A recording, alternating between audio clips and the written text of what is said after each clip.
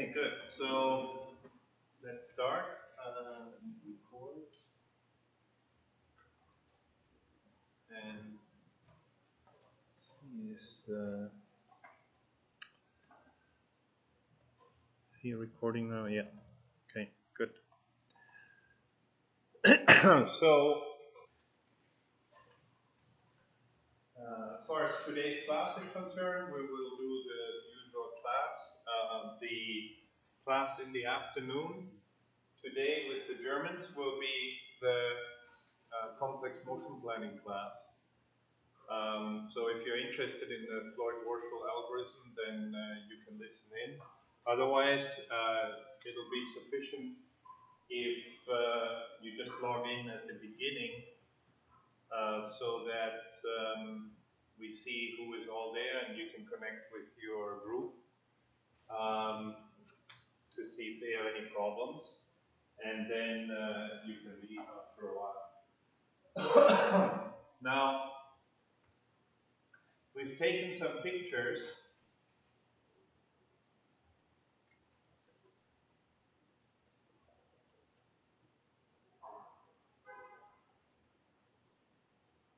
Last time of our obstacle run environment. And this is kind of what it would look like on this playing field here. If we were to play it on here, then this is the kind of image that you would get using the camera of your robot. In fact, the view angle is probably a little bit too far forward. When we walk with our robots, usually we're looking down a bit more, but that's okay, they won't have a big impact on our solutions. And we kind of showed that it's very difficult to find a color predicate. Even just using this one image here, that is able to classify all the blue walls and everything else is not blue. Either we're missing walls, so we have false negative errors, or we are seeing walls that don't actually exist, false positives. And then in 2000, if you were to go to the robot competition, this is what teams will be doing, basically trying to calibrate the colors as good as you can, coming up with different color predicates that allow us to do this kind of mapping to then class as wall or not wall. In this case would be a very simple one. Or for the full obstacle environment, there would also be red for the gate and yellow for the step obstacle. We'll ignore those for now. And it would take 3 days to do that correctly. With the global vision system, if you look at some of the videos, some of the images that you have here,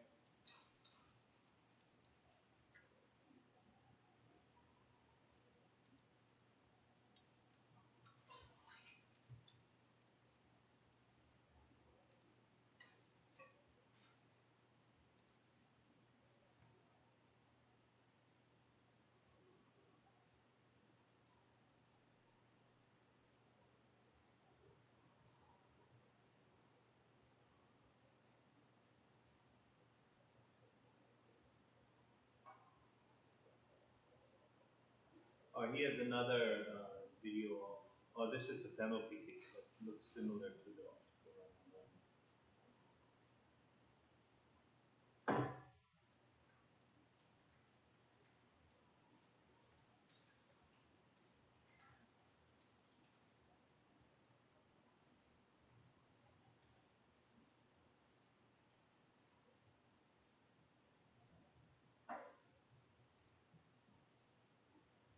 Like here's our team.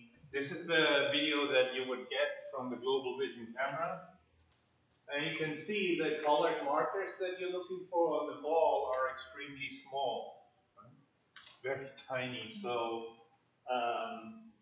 and you have to identify the 5 opponent robots, and your own robot. And for your own robot, not only did you need position and orientation, but also the ID. I needed to know if this one was robot 1, 2, or 3, because I need to send command to the right robot so that the right robot moves towards the ball or blocks a shot on goal or something like that. So this was basically all we did for 3 days during setup times. And everybody would hate the vision guy because they never got it quite right. But it's not because they were incompetent or didn't try hard enough. It's just virtually impossible. Right? Teams have used all kinds of things, different color spaces, HSV, YUV, RGB, cosine transforms, neural network-based approaches, trying to Gaussian approaches, which are also not a bad idea in this particular scenario, because you would assume that the color spread is Gaussian, and then this should work. But the problem is, it's really not Gaussian. The issues that you have are shadows and changes in intensity, which are not Gaussian, right? They go like a linear ramp from bright to dark into the shadow and then out of the shadow. And then the whole thing, and that's why, and then somebody would turn on a light or open a window, and all of a sudden all the calibrations would be useless. So then that's why it would take days and days. And then when the competition would start, still every team, oh, I still need a couple of minutes to calibrate colors. Then this was just crazy, so me and lots of other teams then, we basically gave up on the idea of using colors, and we were starting to look at shapes. And since then, the world was, because then what people did was, if a global threshold for your colors doesn't work, right? A color model, a global model of the color doesn't work, then they would add regions. So then you would have different color predicates for different parts of the playing field. But then that just quadrupled the amount of work that you had to do, because now instead of finding one good color predicate, you had to find a slightly simplified color predicate, but it had to be done 64 times if you have 8 by 8 squares. So now it was also a crazy amount of work. If then somebody shifted something slightly, then the color predicates were all off again too. So not a happy time. And didn't feel like a very smart or a very intelligent, artificial intelligence-based approach to doing things. But it does teach you one thing, which is what I always call the first law of robot vision or computer vision is always to know your data. And whatever ideas you had in the lab about how the environment should behave or what should happen is not what happens during the competition, which is why we actually go to these external events where we have no control over the environment. I have an interesting story. One of the computer vision professors at the University of Auckland, Georgi Gimmelfarb, he actually was a computer vision expert, so he tried to help us with our computer vision problem. And he developed an algorithm to detect background from foreground, which is the mean shift algorithm, which is quite well known. And he said we should apply that algorithm. And he had a variation of his own that he developed of this pretty standard algorithm. And then the problem was actually just to find black and white for the calibration, just to find black and white squares. And that's actually something that we could do by hand, because there were only like 2 lines that you needed to draw. and then the system, we can just color them in by hand. It would take a student like 2 or 3 minutes, and then that would be done. But he said, oh, no, we do this automatically. Okay, good. Then we implement the algorithm, and results are poor, not good enough to actually calibrate the camera. And then he goes, oh, that's impossible. Like, I can prove this is the optimal algorithm, right? Assuming that there is Gaussian noise in the environment, it is the optimal algorithm. Mathematically, it's a beautiful thing, but in practice, the issue was that we have to deal with non-Gaussian errors. Gaussian errors are really not such a big deal in robotics. They sort of average out anyway. It's the problem in robotics is that all the errors are not just a nice bell curve over the actual mean value. If that's your problem, you just sample it, calculate a running average, and you'll be fine. But the problem is there are systematic changes, like changes from dark to white in the shadow that go linearly, right? It doesn't follow a normal curve. So then he comes to the lab, and this was the first time he actually looked at the environment and when he developed the algorithm. And the first time that he actually saw the images that we were processing, and then he's like, oh, the problem is the lighting is not uniform. So I will fix it. So next time I come to the lab, we have the playing field, and we have these enormous mirrors, like the mirrors that they use in the shopping mall, so you can, full-length mirrors, that he had 3 installed in the lab, and he set up the mirrors at just the right size, right angle, so that the playing field illumination was then constant, basically, and then his algorithm worked perfectly, right? But my point was that that wouldn't be scalable because we can't take 3 big mirrors with us to go to the competition in Germany, right? B, it has nothing to do with intelligence. Like humans, if I ask them what's white, what's black, they know. So I just want to be able to do as good as a human could using the same kind of image. And so anyway, we got rid of the mirrors in our lab. But for a brief second there, for a couple of hours, his algorithm worked beautifully in our lab when he had, but it took him a couple of hours to install the mirrors too. You had to be quite, it had to be very finely tuned environment. But it does go to show that if you can control the lighting in your vision application, then your job will probably have decreased in 2 orders of magnitude in complexity.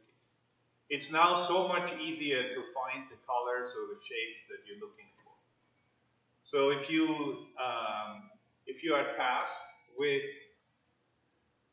helping a company develop some kind of vision system, then the first thing you should try for is to see how much you can control the environment.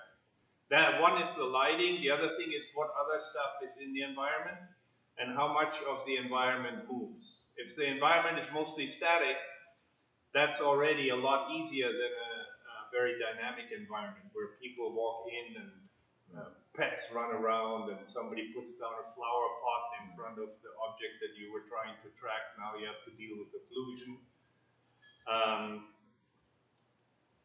So if you figure those out, this is the first thing you should do. Figure out your data and then how much you can control the environment if you get paid to do that. For us, I'm interested in the research aspect. I want to find out what kind of processing humans could do. So if I can build an algorithm that matches human performance, then I would argue that we have some better understanding of what the problem is. Even though the processing may be different, we can get a better understanding of what the human algorithm may be doing, what the human brain may be doing. But if you get paid bucks just to classify potato chips correctly into spoiled or non-spoiled, then that's what you do to make your job easier. Because your boss is not going to care whether this is a new IROS paper or He only cares about whether the potato chips are classified correctly. And there's a lot you can do if you can control the light. So here we have some issues. So what else could we do?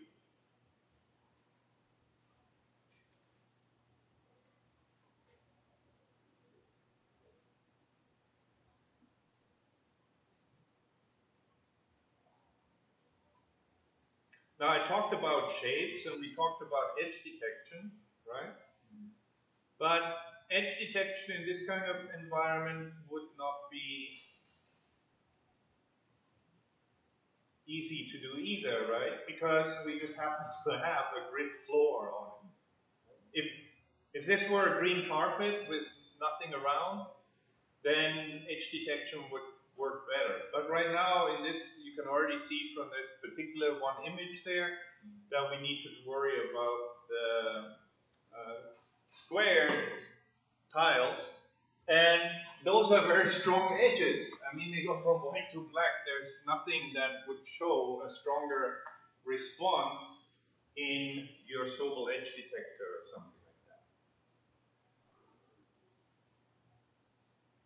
So that doesn't work. So what else?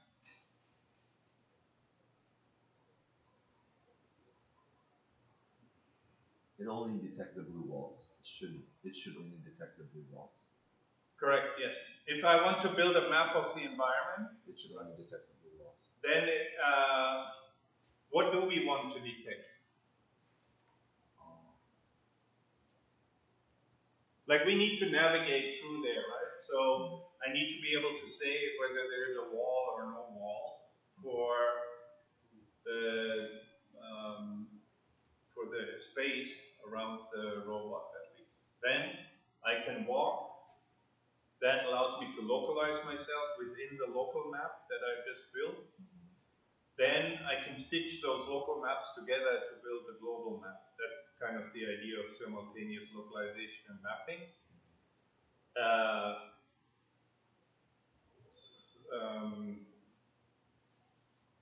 And there are some good algorithms for doing that. The obstacle run environment is a little bit easier because you don't really need to build a very complex map or something. As long as you can avoid the walls and keep track of where you are with respect to your starting point, you can sort of head in the direction. And we're not building mazes in the obstacle run environment. We're building mazes, but very simple mazes, so that there's always multiple exits and things like that. So do we count the chair, the system unit, the table? Those we would ignore. We want to ignore those because they wouldn't be part of the playing field. Okay. So in reality, the way that would work in the competition is that I talked about the stepping obstacles, which are yellow, and there is 2 yellow lines on the left and the right side of the playing field. So before you get to the table, there will be the yellow line, and then if you drive across there, then it's already game over. So you don't need to worry about the table. By the time you can reach the table or the chair, you already will be out of balance as far as the game is concerned. So we're simplifying here. We only care about the blue binders. But what about the blue binders?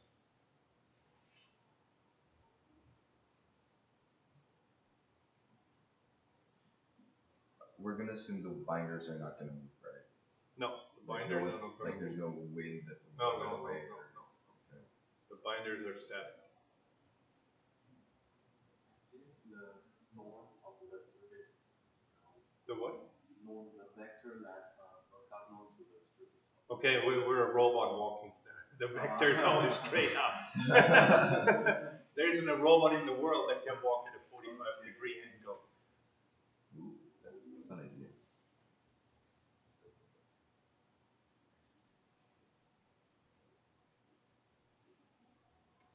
Now, if you look at that image, and I'm a robot, if I just detect there is a blue there, right? Let's say I detect some blue pixels there. That really isn't good enough to build a map, right? Because I don't know how far away that blue is. Like, is it like this kind of blue? Oh, okay. Right? Like this blue and this blue here. Those two blues would be at the same y coordinate. And the y coordinate basically corresponds to the distance, right? Not really, but right now we can just approximate it as the distance. It's an indicator of how far things are away from the robot. But this binder and this binder are not nearly the same distance away from the robot. Right? This one is very near. This one I have to walk for another 10 seconds before this one becomes a problem. So what do I really want to know? Parallel? Parallel of what? Of the ends. Just squares or rectangles. So edges will be parallel to each other. It's a rectangle, yes, and I want to find the edges. That's true. Yeah. Semantic. I could look for the two bottom and top edge, for example, or left and right edge. But as you can see, that causes a problem because that approach would work in some scenarios, but I don't think it works particularly well in the obstacle run, because if you think that robot is just 5 centimeters further up, then it'll be able to see this edge, but this edge will be outside of the camera, right? So that means we're missing crucial information while we're close to the obstacle, which is not a problem. Which is a big problem, sorry, that's a big problem. Sometimes you have that kind of problem, and if it were, for example, here, right, and I see the one edge, but I don't see the other edge, but the thing is 5 meters away from my robot, then often we can get away with it, because as long as I know there's something there, I can keep working normally, and then the idea is as I go closer, I will finally see the information that I actually need. Let's say if we wouldn't use binders, but we would use something where we have one line and then the second line on top, always 5 centimeters tall, right? So we have one on the ground, one at 5 centimeters. Then if we're close, we would see that easily, probably. If it's far away, we probably won't see it. But it doesn't really matter, because when we get close to it, when it actually becomes a problem, then we will be able to detect those two lines. But in this case, it will be exactly the opposite, right? If it's far away, we're more likely to see both parts.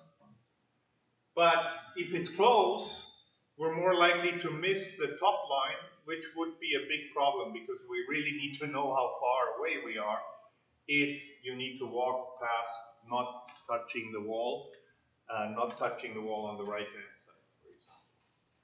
If we need to be more accurate in our navigation. So the natural response of the robot is, if it can't detect an object, it should, like, the natural reaction is to come closer to it until not closer to it, but to keep walking in whatever direction it wants until a certain edge can be detected. Yeah. That seems like a reasonable strategy, right? So if we're going to, well, I guess the problem now is how close can it get without making one binder overlap the other binder? Right.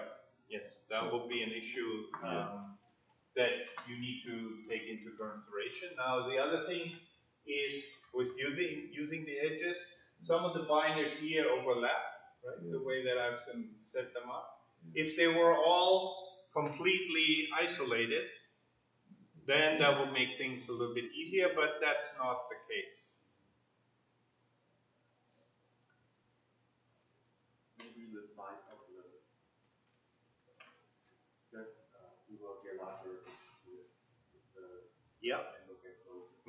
So the closer, sometimes you can look for the size of things. Certainly we use that with our soccer playing robots, right? Because you see the ball and you can measure the diameter of the ball, and you can use that in order to get a good estimate of how far the ball is away from your robot.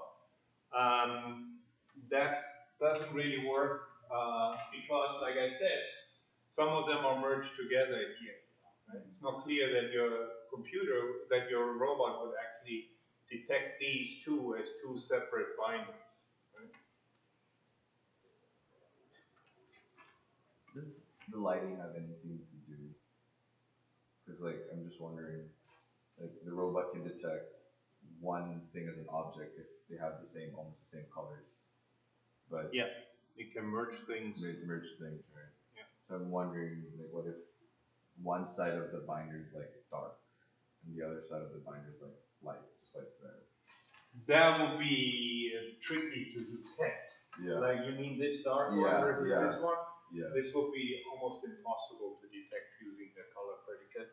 If you want it to be in this image, of course I can detect it. Yeah. But if you are talking about, oh, this side is off the main light source, the other side is facing the light, that gives you some 3D information as a human for sure, but it would be extremely difficult to do that in an environment. Somebody walks by, or the day turns from sunny to cloudy, and you have some windows there, and then the whole thing will be different thresholds again if you're chasing color predicate values.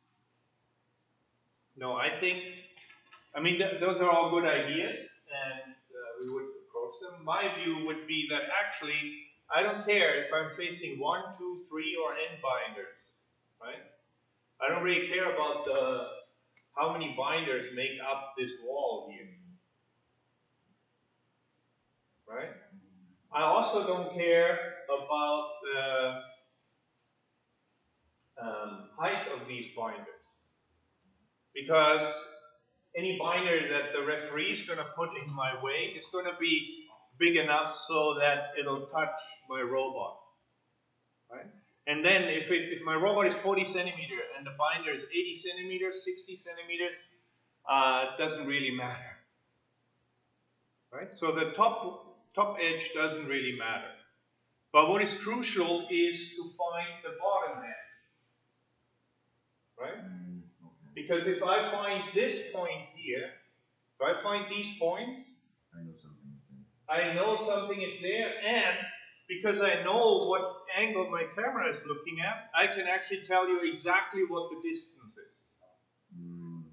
If I have a calibrated camera, or if I just assume, even without calibrating the camera, if it's a standard webcam that doesn't have a lot of distortion on the edges, then that's fine. It'll give you a good estimate of the distance. And it actually gives us much more information than, for example, just calculating the center point of this, right? Because that's not the information that I need to know, because the thing could be rotated to plus or minus 45 degrees, which makes a big difference about which part I can walk and which part I cannot walk. So what we really want is those pixels here. If we were to run an edge detection, right? Our perfect edge detector that we have for this particular domain, what would it return? It should definitely not return those pixels here, right? The perfect edge detector would return all of these pixels here, all the ones on the bottom, right? And similarly here, if I get those pixels, those, then I'm golden. Then I already have a pretty good idea of where the binders are in the environment. Everything else I can abstract away. So now, how do we implement that idea?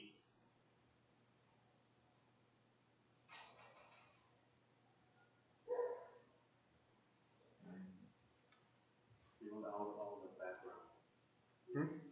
Because we know the binders are good, so we detect where we will get the pixels Okay, detecting blue pixels is a bad idea. Yeah.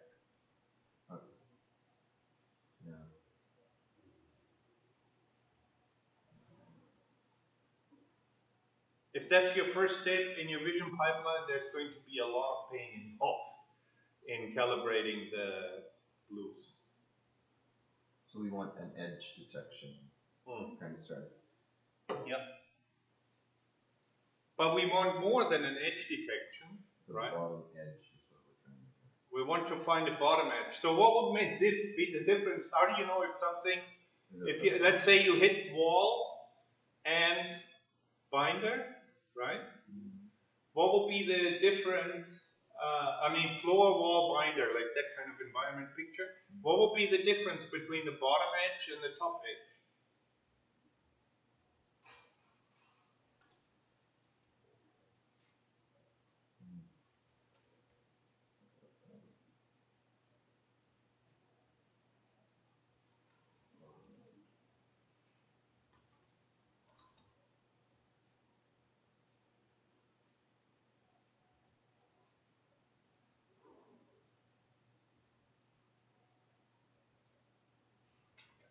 Well, if I look for the bottom edge, right, what I must have is something white here and something blue above that, right?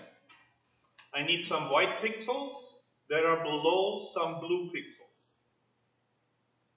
And the top edge, I have blue pixels and then white on top, right? What happens to that though? Because there's there are two binders that have pretty much an intersection, like blue. Which one? You need to point, come up here and point to this. Okay, this one is not a problem for us in the sense that I'll just think this is a big blinder and I miss these edges, right?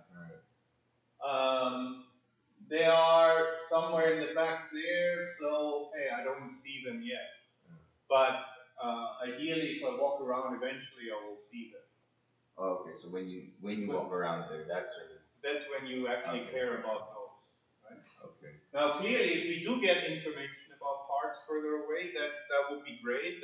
We can put that in our map to remember later on. But if it's 5 meters away and you haven't processed it yet in your map, because something is wrong, as long as your local environment is mapped correctly, at least you won't run into any obstacles. So we'll leave that as a secondary concern. We could add to whatever I did, to the algorithm that I described, or the ideas that I described today, you could add extra things to it saying, oh, if I detect some edge here, I assume that it progresses up to there or something. You can add more complexity at a higher level of abstractions later on. That is often quite beneficial. But for the mapping environment, we hope that the things will sort themselves out by the time we get to the next obstacle. Because of the type of environment that we have in the obstacle run. Like I said, it's not a maze. It's not like there's tons of cul-de-sacs, dead-end roads, and then there's one path to the solution. There's multiple paths you can walk. You just need to have sort of a rough idea of where you are, depending on how the referee sets them up, because when you start, you don't know where the binders are. Like, that's the problem, of course, for the obstacle run competition. So, I think our best bet is to look for these white to blue transitions, right? And now, my color predicate can be a lot more flexible, right? It can be a lot wider, because I don't care about finding all the blue pixels. I just need to have a pixel above that I would think is blue and something below that is white. And both of those must be true. So I'm already much more limited in what kind of features I allow.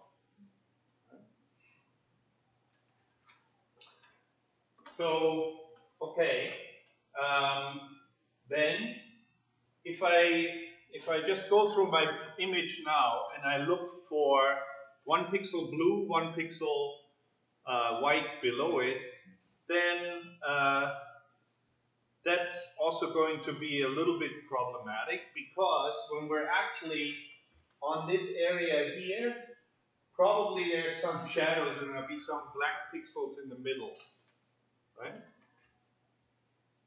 From the shadow. If we go near. No. If you follow up and you look pixel, pixel, pixel, pixel, pixel, pixel, pixel, right? And then you have one black one and then the blue one. Oh, I see. Because also the edge is not going to be aligned perfectly with the pixels in your image, right? We can only sample the image function and the pixel locations. The actual edge may be just at that pixel or halfway shifted or up to the next pixel. So first thing we want to do is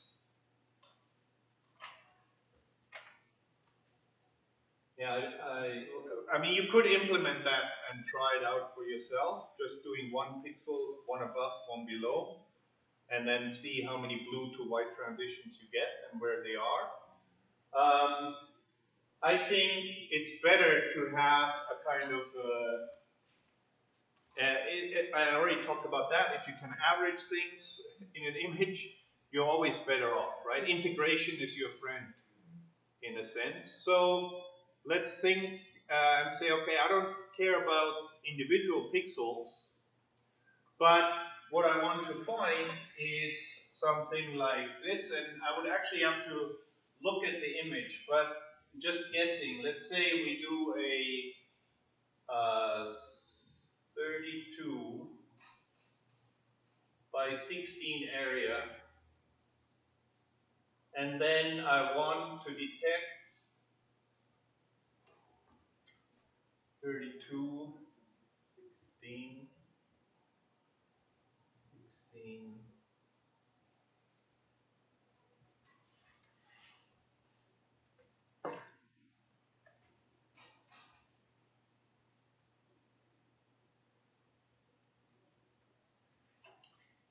So that gives us 20.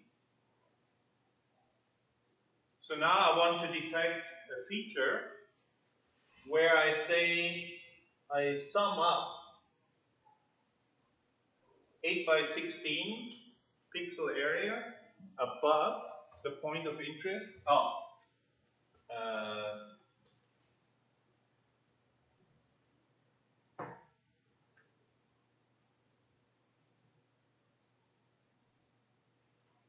Make it odd so that we have a definite center pixel, right?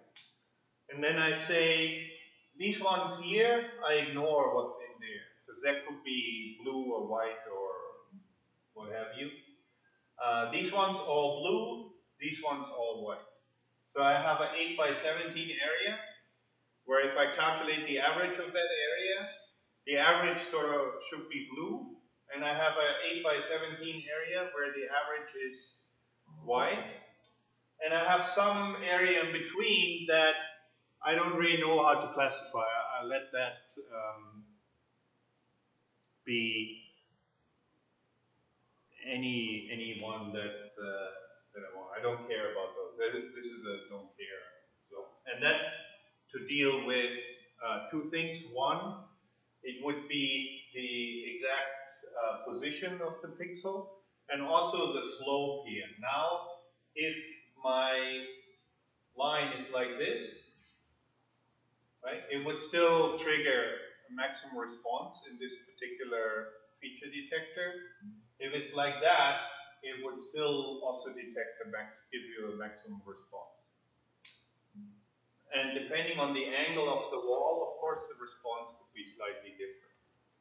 Now, these values, you want to parameterize those, because I haven't actually loaded up that picture in Krita and kind of looked at the sizes that we would be dealing with.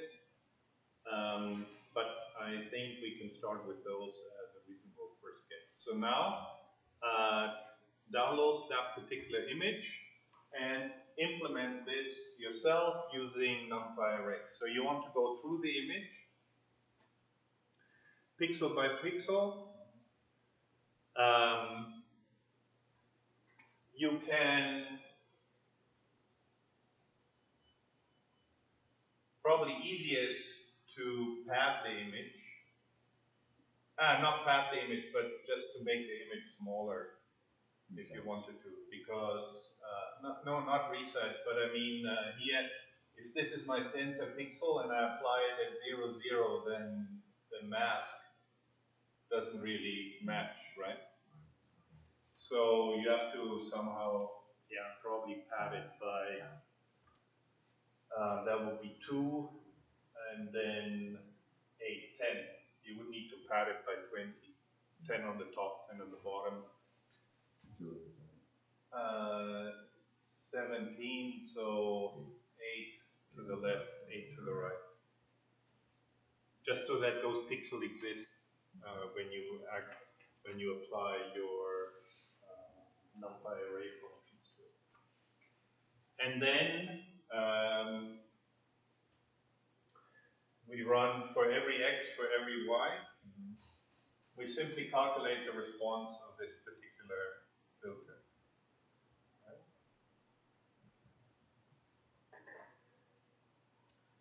And try that for yourself and see how fast it runs. And then we'll look at the output.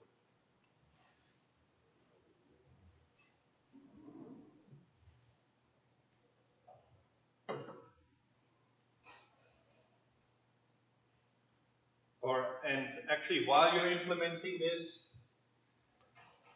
you can also think of ways to speed up the processing that we need to do.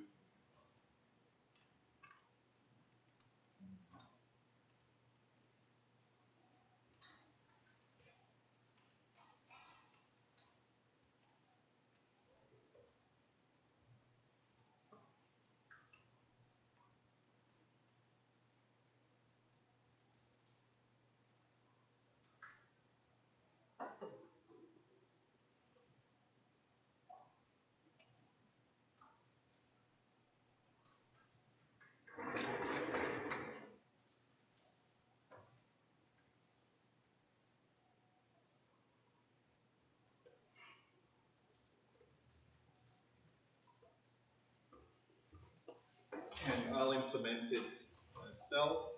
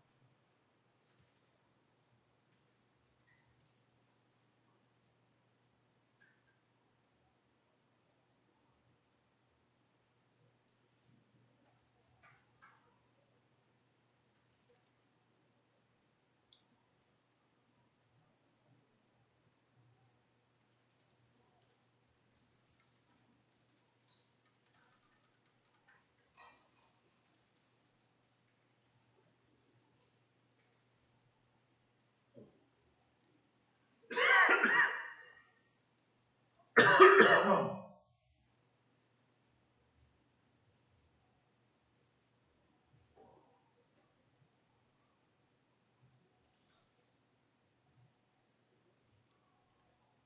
I scale it.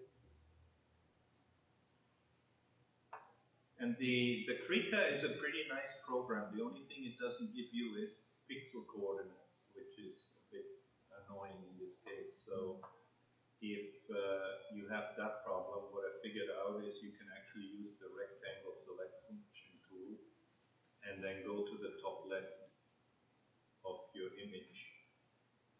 And then it'll tell you the width and height of that rectangle, which would be the X and Y pixel coordinates. Yeah.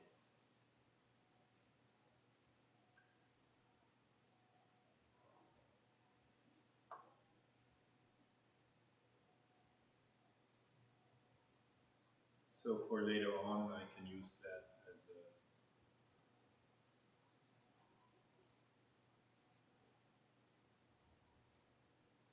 defense.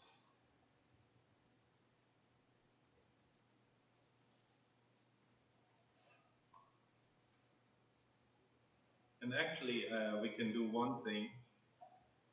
You may think that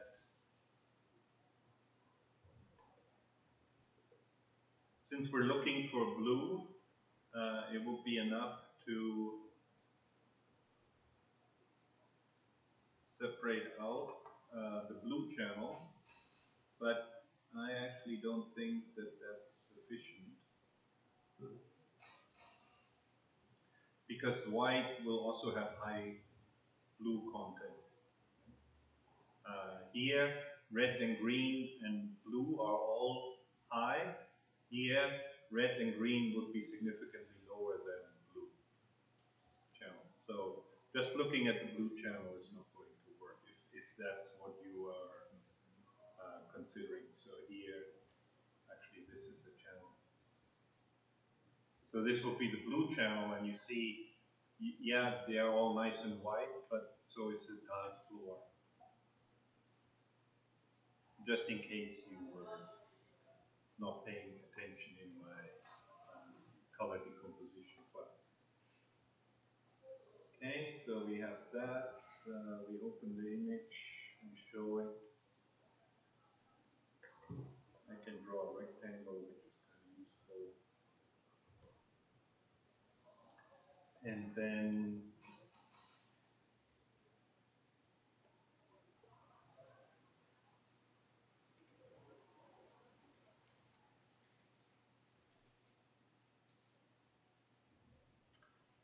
I define my mask, and I'll define it as the 4 numbers, I guess.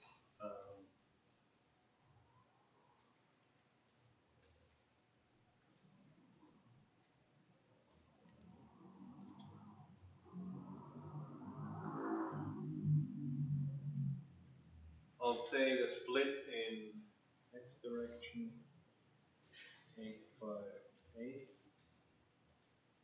And the split in the Y direction is 1 session 70. X direction, 1 session 70.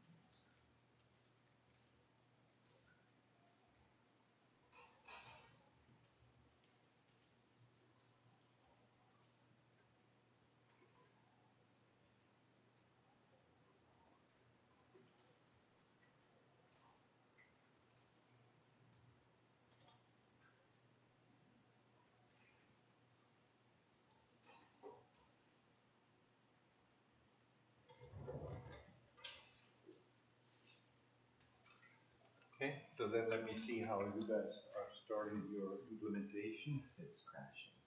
Crashing. Yeah, because what I'm trying to do is like I'm gonna make the image convert it into pixels, anti-array, and then add the padding on each Mm-hmm. edges. So I'm gonna do is like I create a matrix of zeros, and the one at the center will be the original image. Correct. Yes. Yeah, and that's what I'm trying to do. So it's crashing.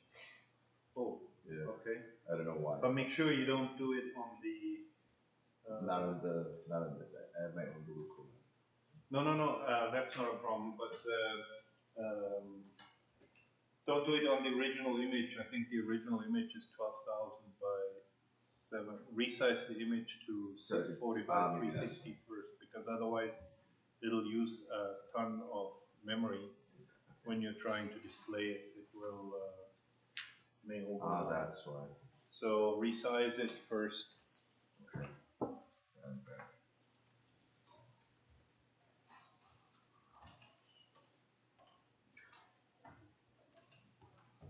Yeah, and that's why it's nice to do it in your own local environment, because then you can use a couple of gigabytes and the CPU is just going to grind through. But the problem is Google, in order to display the image in the Jupyter Notebook, it has to convert it to something that your HTML browser can display, which means it converts it into base64 encoded ASCII text. So that image that you want to show is going to be an enormously long string, and then you have a very limited amount of memory.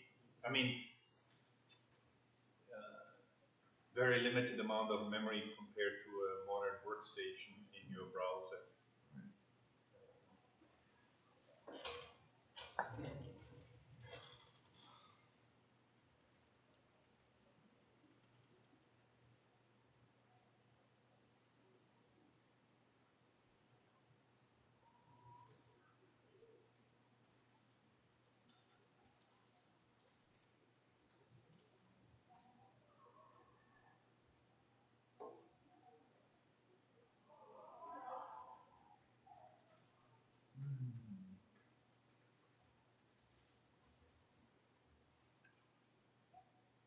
Okay, but looks like both of you are using the standard two-dimensional for loop approach. So you have a nested for loop for X and Y. That's a good way to implement this. I just want to show a different way of doing it. But I'm not sure if it's going to work, but I'll try.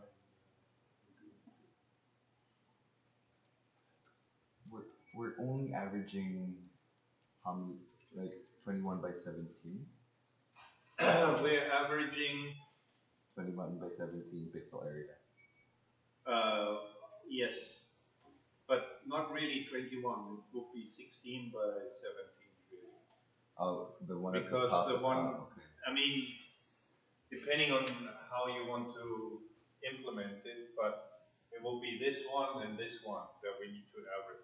And This area here is a don't care, so technically I don't need to actually calculate the average over this area. Okay. I can skip that if I want.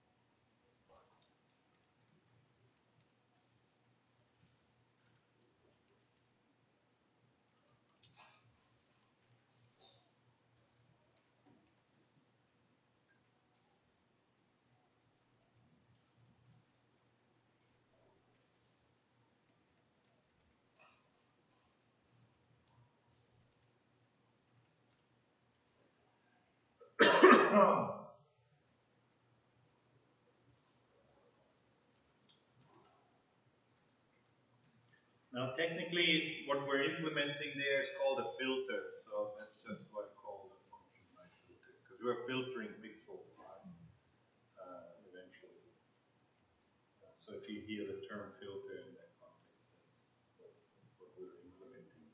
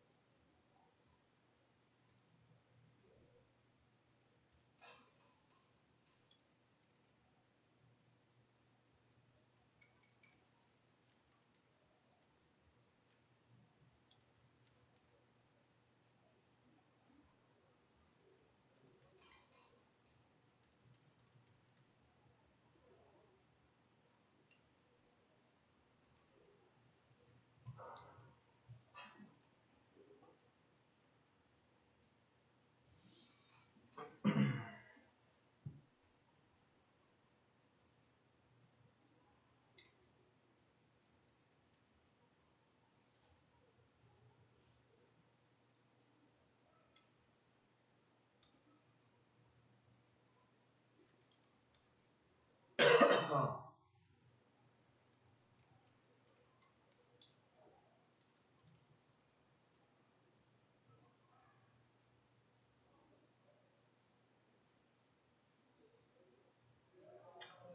so here's my filter function. Let's see. I had a little bit of trouble where I wanted to be able to do it both vertically and horizontally.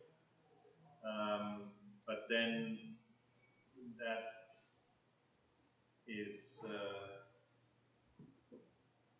not working so well. It's not quite clear how to define that and iterate over it. So we just make one band of filters like we have there. That's all I really wanted, right? Instead of splitting it up into 3 sections here and 3 sections there, I just make it one width and then the 3: blue, ignore, and white.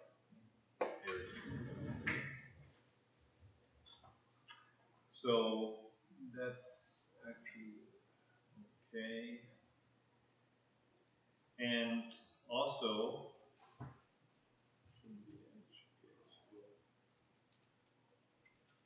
the other thing is that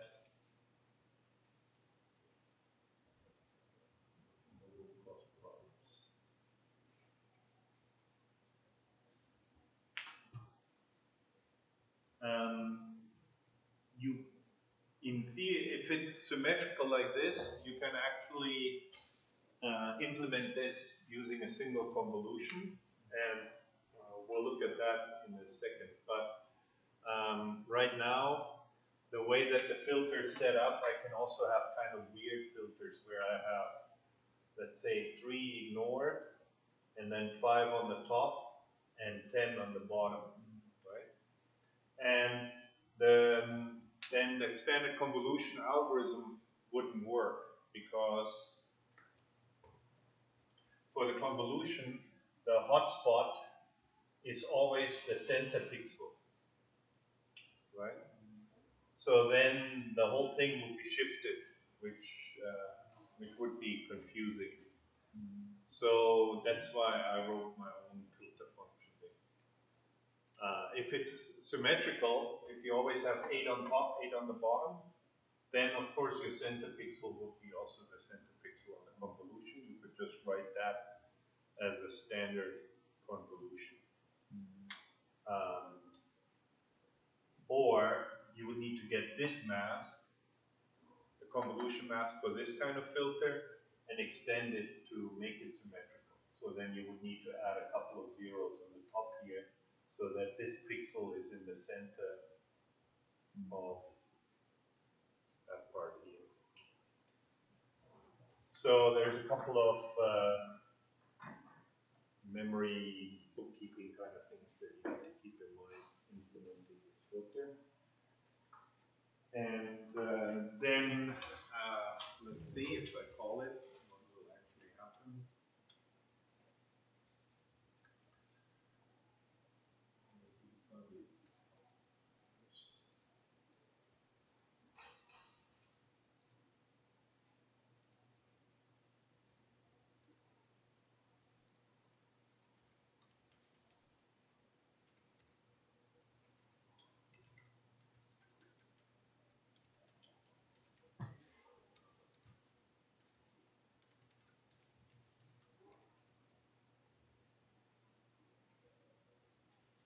So I want, what did I say? 858.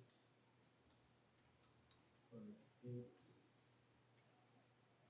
and 17 across.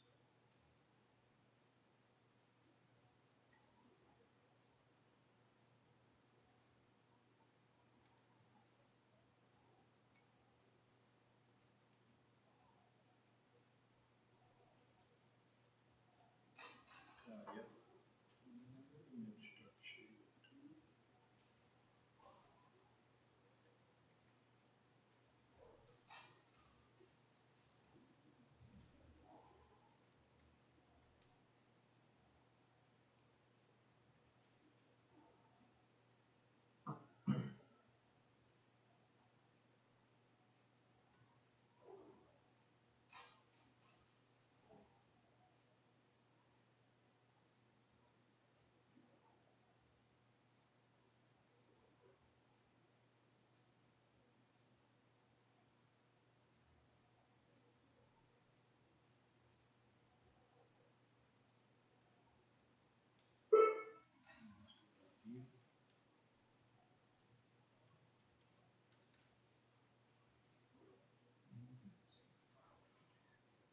So,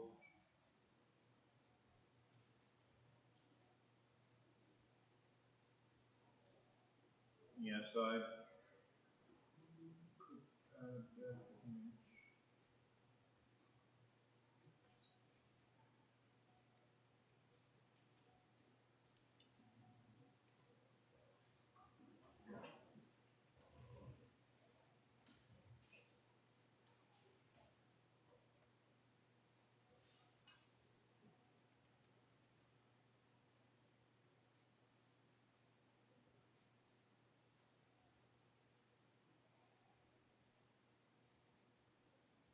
So I want to make sure out is,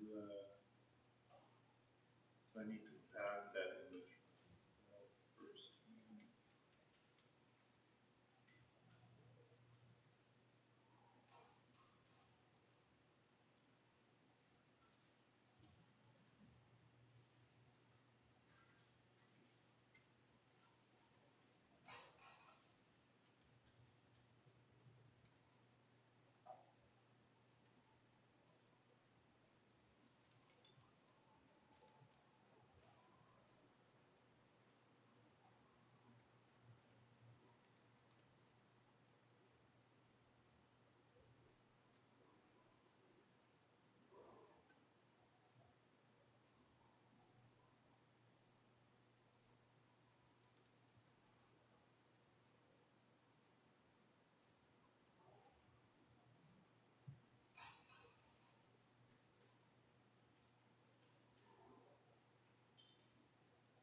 So I want to take the image.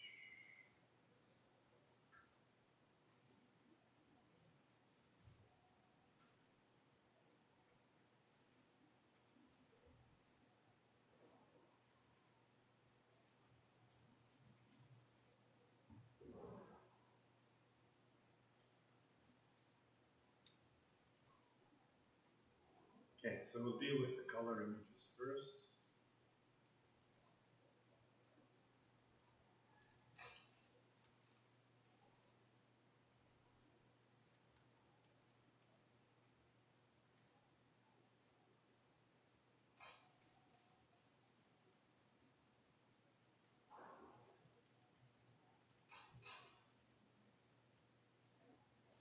So now here, I actually don't need all of these. I don't need to add the outer image. And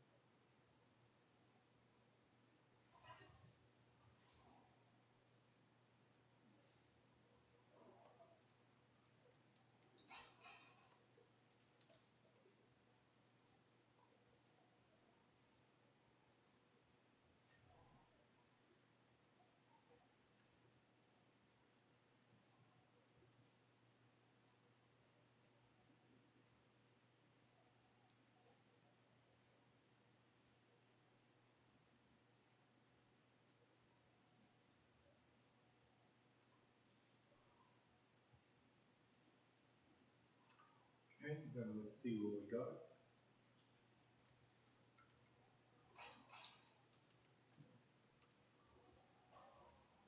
Okay, size is correct.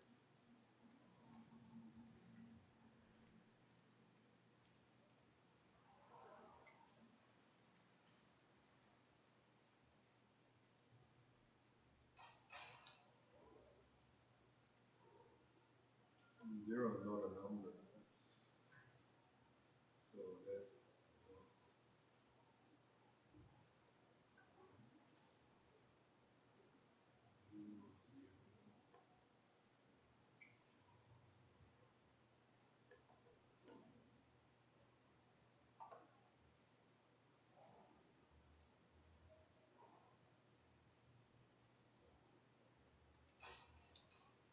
image two, image two.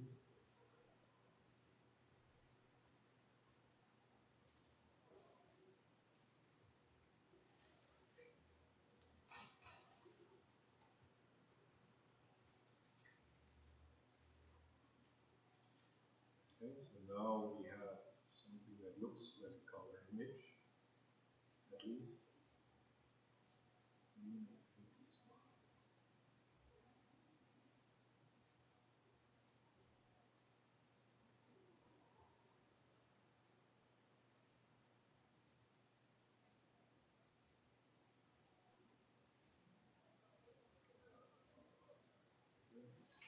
So let's draw image two.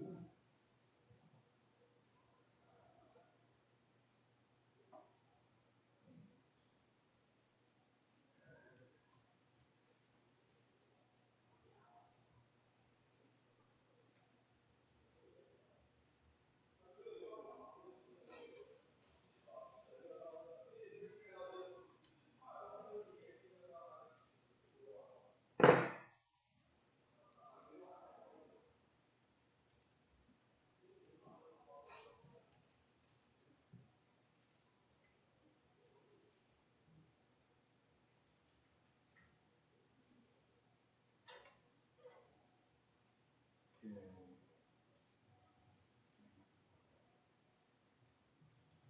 Oh, must be normalized.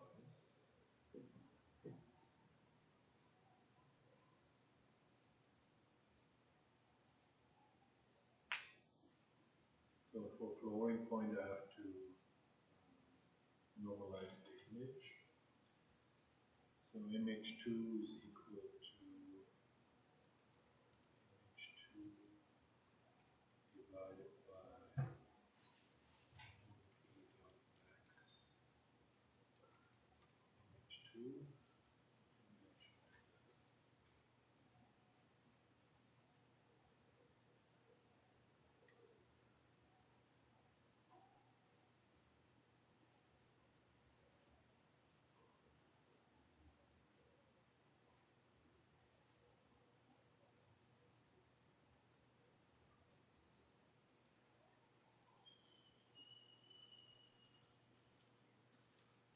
Another mistake.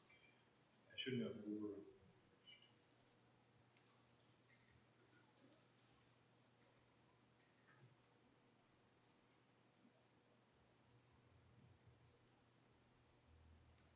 Let's check some other things about the image.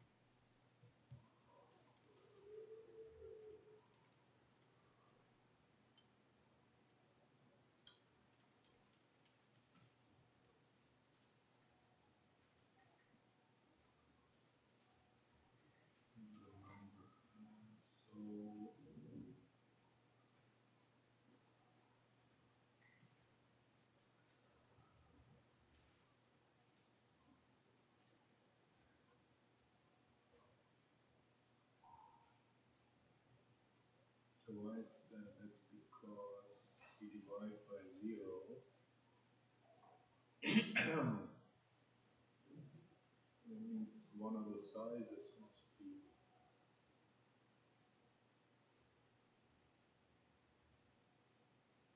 one must be more, two must be. Let's just run this one.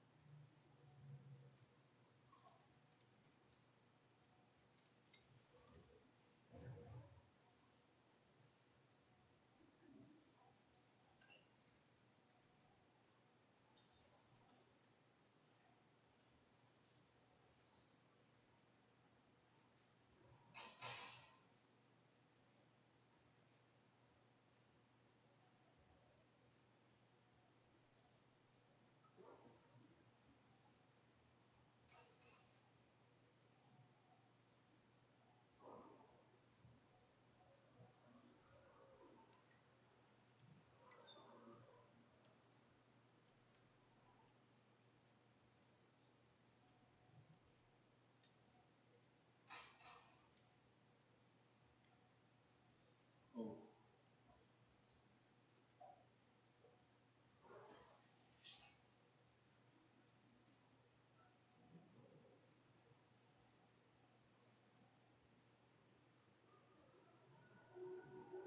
it should be for 0.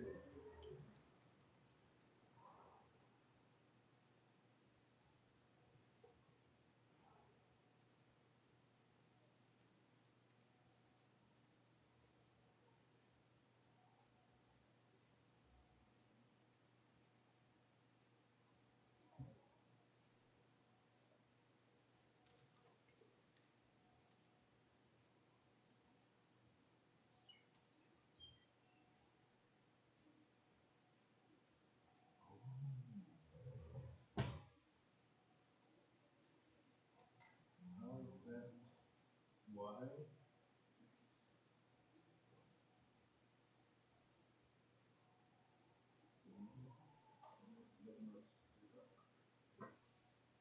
Why fill X value?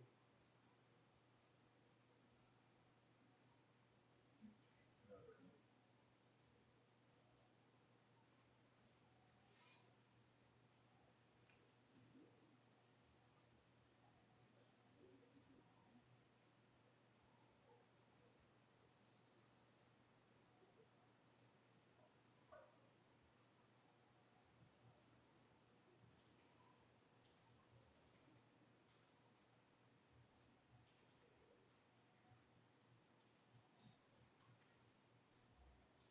Let's just check quickly.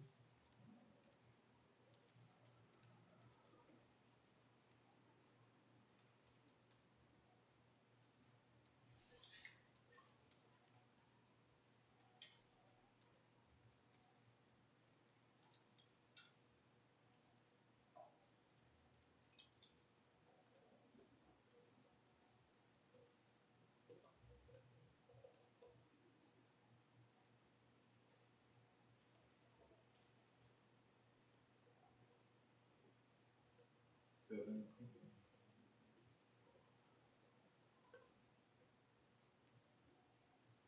Okay.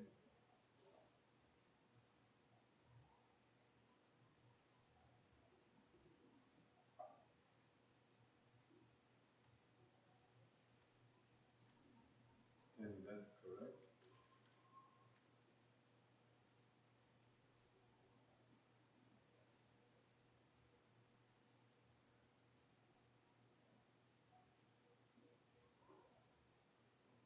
Empty slots. So where's the empty slots?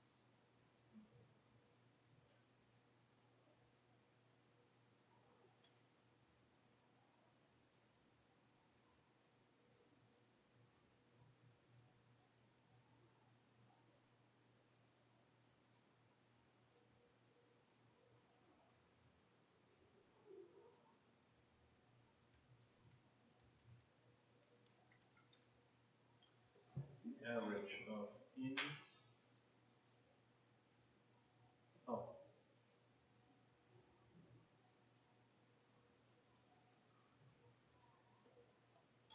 Yeah. Here, this is not correct. So the blue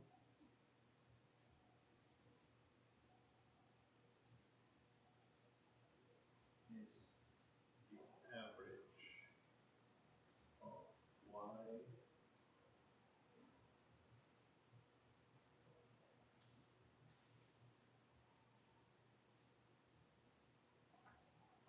y plus mu over 2 plus y blue. So that will be the offset. So that means we go from y to y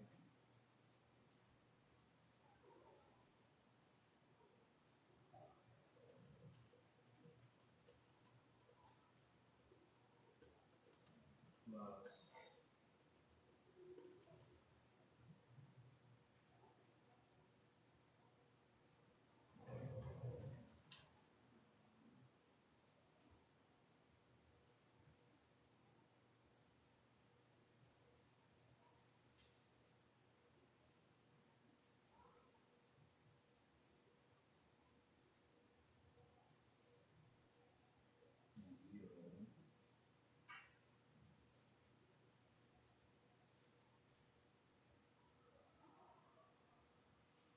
Y plus blue.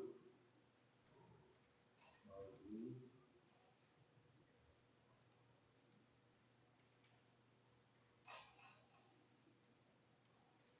That's because the y coordinates are different between the two images, with and without the pattern. X, and then x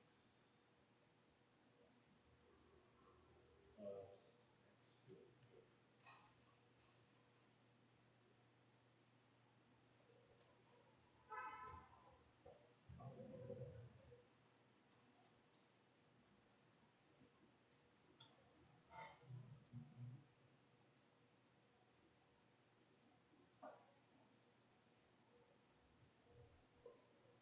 Okay, let's try that.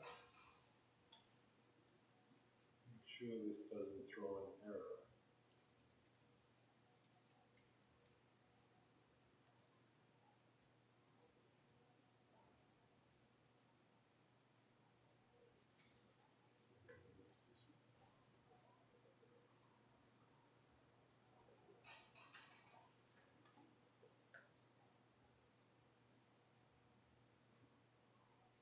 Okay, now we don't get an error anymore. So now we do the same with the right part.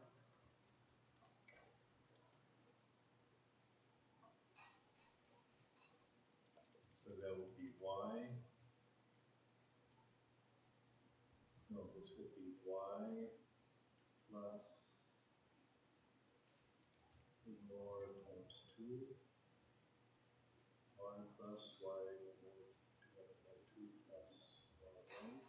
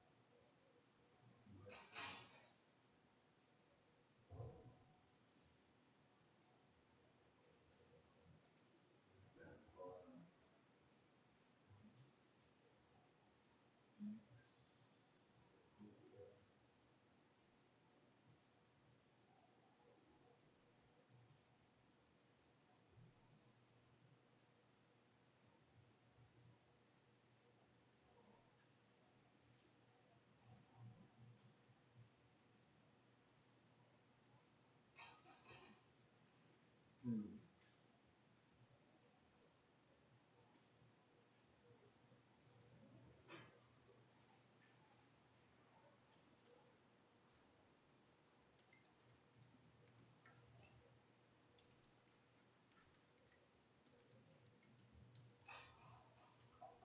Let's see.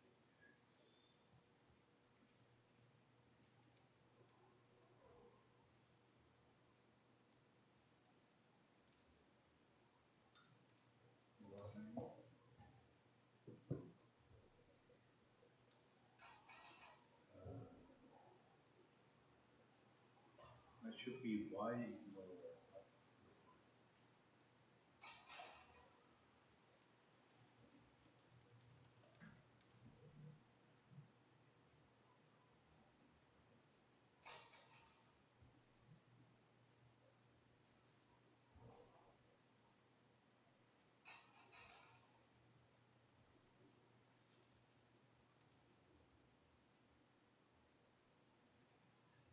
So let's have a look at what our image is.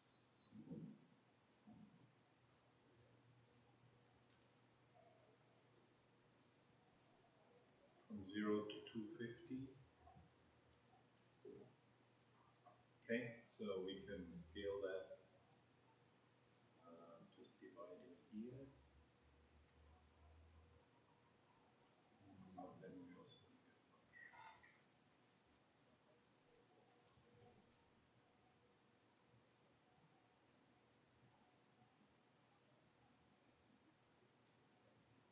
clicking.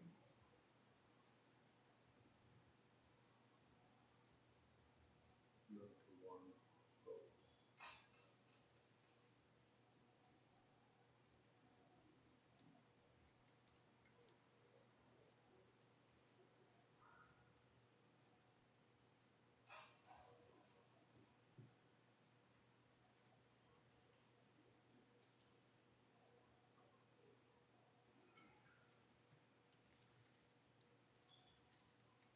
That's because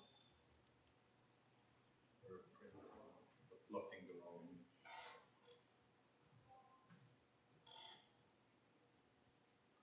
Okay, so now we have an output here for our filter. And as you can see, by doing that approach, first thing you realize is that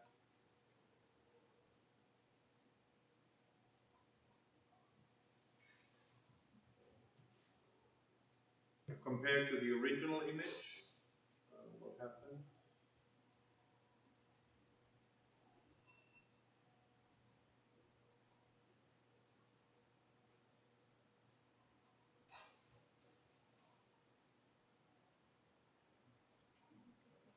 You were highlighting the path more. Hmm? You were highlighting the floors more. Mm, And then you like the obstacles are like darked out. yeah, so definitely the obstacle. We should get a strong response here, right? That's the only thing that we're looking at. But the first thing, it's clear that because I'm calculating the average, right? The whole image is a lot more blurry. If you look at the edges, they're washed out. But still good enough to see. Like I have no trouble figuring out where the walls are from the picture. So let me see if the problem in the visualization is that the blue and the white in the response is going to be pretty similar. So what I want to plot is really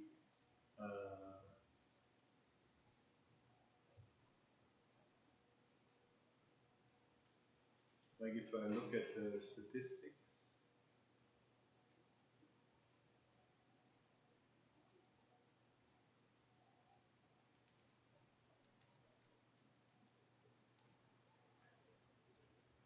parts that of interest to me would be the maximum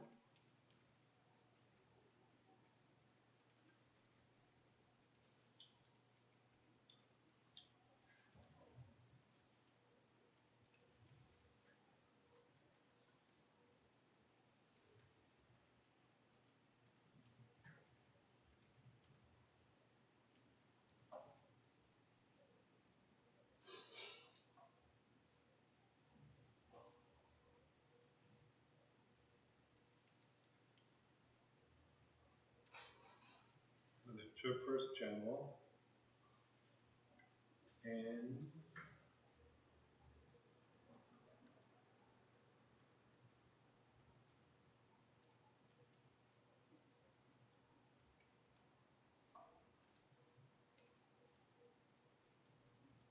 zero, 1, 2, the blue channel.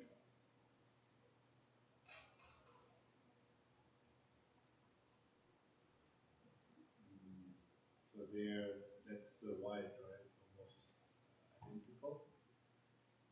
So I think I want to highlight the differences though, between white and blue.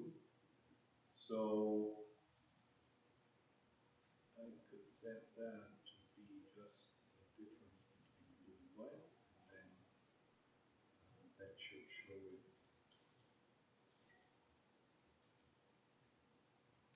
better.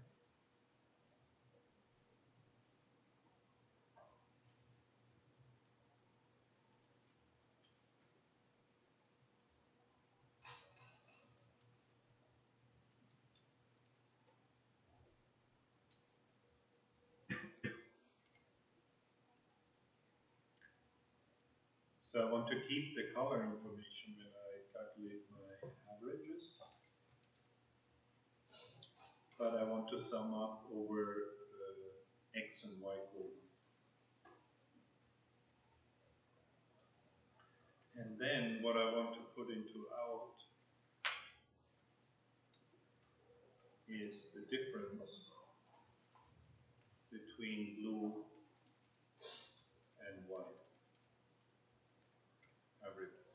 So now I calculate the RGB average, red, average, green, average, blue for the top region, and the average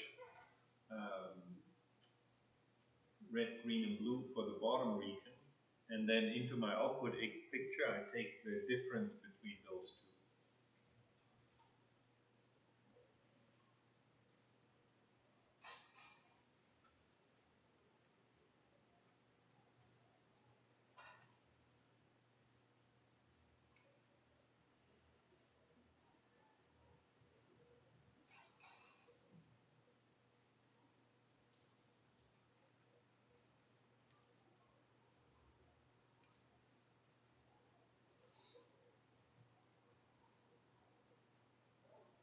And now we get a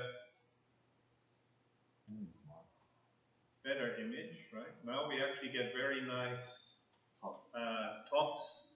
So the problem is that I now scale just from 0. So white minus blue, I need to normalize because if I swap it around, I'll get the bottom images. Here, if I plot white minus blue, then I get the response that I was looking for.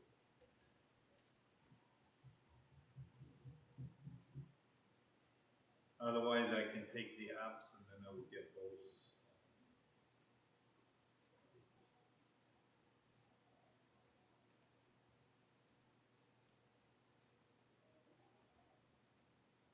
See? So now we're actually looking pretty good, I would say, right? If your robot is looking for obstacles, then here now he has the solid yellow lines that he can find. And I haven't done any color calibration at this particular point, right? I haven't seen their paint the pixels or come up with any color predicate. And if my filter is symmetric, I can actually implement that just using convolution. Because I could have a mask. What would the convolution mask look like for this? 1, 1, 1, and then in the middle it says 0, 0, 0, 0. And then? And then the next will be 1, 1, 1, 1. No. Nope. Close, but not quite. Oh, we're gonna average it, right? We're gonna average the top 8 and average the bottom 8. Yeah, no, what do I actually do in my code here? So the bottom 8 has to be like negative 1, 1, 1. Correct. Yeah, negative 1, 1, 1. So,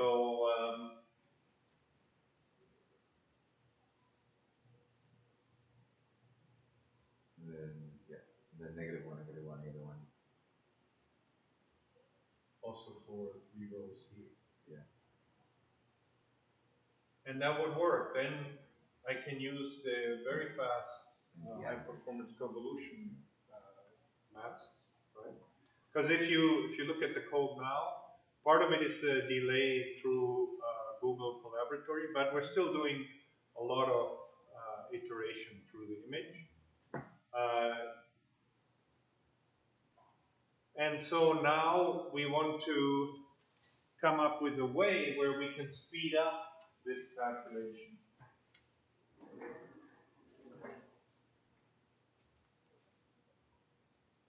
Because we like the output, right? I can now come up with some more fine tuning about where to set the thresholds in order to detect.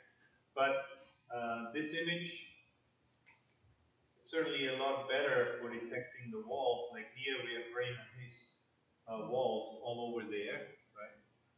Much easier, much better to detect the walls that way. I don't have one, in this particular picture there's nothing going through the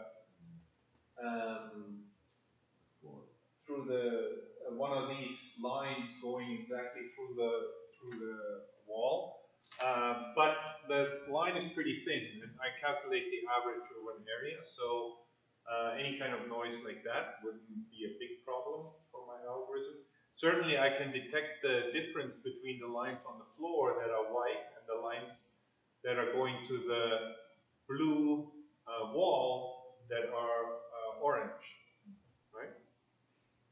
So I don't need to have a complex color predicate, I just need to check whether this one here, whether there's any big response in the blue channel, which is why this ends up, when I negate it, it'll end up as looking orange. But the problem is this computation. In order to speed that up, we can use a very clever data structure.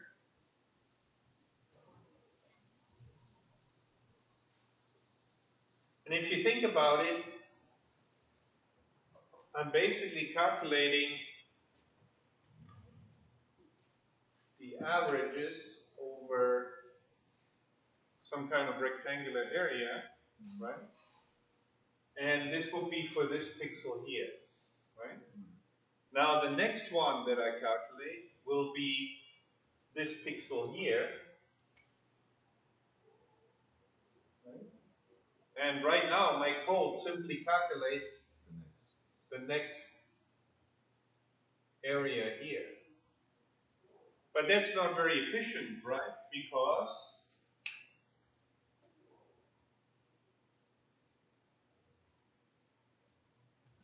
this whole sum here, this part of the sum and this part of the sum, right? I already calculated the sum of all of these pixels. The only difference is this one column here that I need to take out, and the column here. So if I can come up with a clever way to get rid of just the columns and add the columns on the other side, I can speed up my algorithm dramatically, because I don't need to look at the whole area. I only need to look at the columns that were added. And that data structure that allows us to do that is a really nice one of my favorite ones. It's called the integral image. And it's extremely easy to implement, so it's just beautiful. And what you do is, for every image with your pixels, you convert it into what's called the integral image. And the integral image is, for every pixel here, what that maps to is the sum of all the pixels in the top left of that image. So every pixel in my integral image, if this one is a black and white image, and it has a value of 56, that means that that pixel location, if I sum up all the pixels in the top left, The average is then that will be 56. They sum up to 56, right? So why does that help us?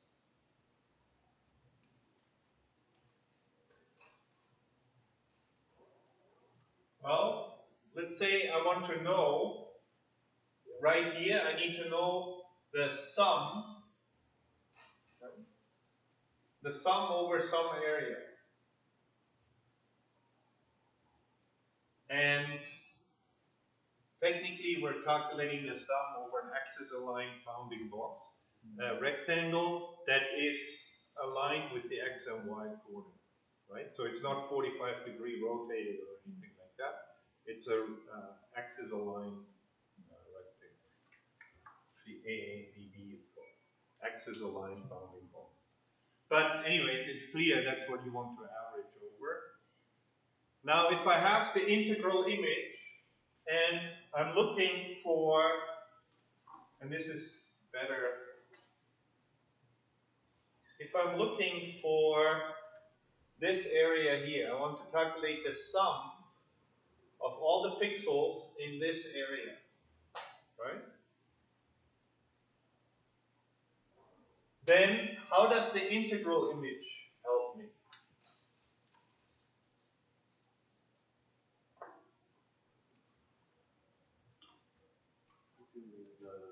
Calculate the sum of all the pixels in this area. Okay, so if I go to my integral image and I pick the bottom right corner here, then what do I get?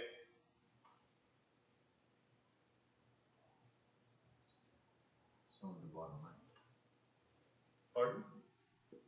That pixel. That pixel matches the bottom right here.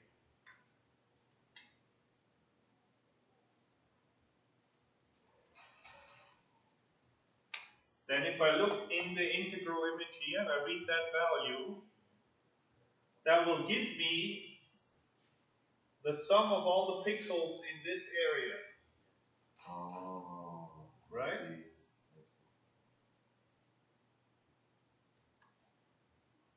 So, okay, that's not what we want though, right? What I want is this thing here, so this is the area that I'm interested in. Match that. So now this number is too big, right? If I just take the bottom right number, that number is going to be bigger than the sum of all the pixels in the axis-aligned bounding box that I'm interested in. How about this one? Now, since I have too much, right?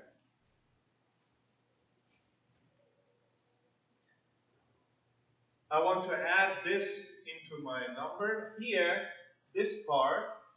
That's the top left. Yeah. That's the sum of all the pixels in this area. Right? So these pixels I don't want. So I subtract the top left one. Right? So now what do I have? Still too big. Still too big, yeah. Because now I basically have this area here. Right? So, okay. What happens if I don't subtract this one, but The other point.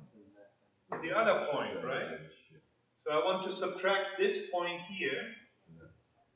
So then the whole top left is gone, which is great, right? And then You consider the other, that one, yeah. I subtract this one, right? Yeah, so that will, So that will cut off all of this area. and then you add the, And if you paid attention, now I've subtracted this one 2 times, yeah. right? So here we need to do a plus. So if I have, once I convert my image into the integral image, then it's beautiful, because if I want to know the sum of the pixels in a particular area, all I need to do is 1 addition, 2 additions, and 2 subtractions. And I get, and it doesn't matter how big this thing is, right? If my filter, if you have a convolution mask, the runtime sort of grows quadratically with the size of your convolution filter. So 3 by 3 is going to be a lot faster than 30 by 30. Using the integral image, apart from effects due to caching, because here we need to access pixel sort of randomly in the image, convolutions can run faster because we're accessing pixel data that is all very close in the cache still, which can be a major effect. So if you have a very small filter, it may be faster to run the convolution mask than to actually run the integral image conversion first. But if you're looking at reasonable sizes, and reasonable depends on what kind of CPU you have, what kind of caching strategies and hardware support it has, with respect to caching, how big the speed differences between main memory access and caching memory access. But at some point, the size is simply going to overwhelm it. So 16 by 16, 60 by 64 by 64, if you have a bigger image. You're much better off to just use the integral image. And it's a beautiful data structure, right?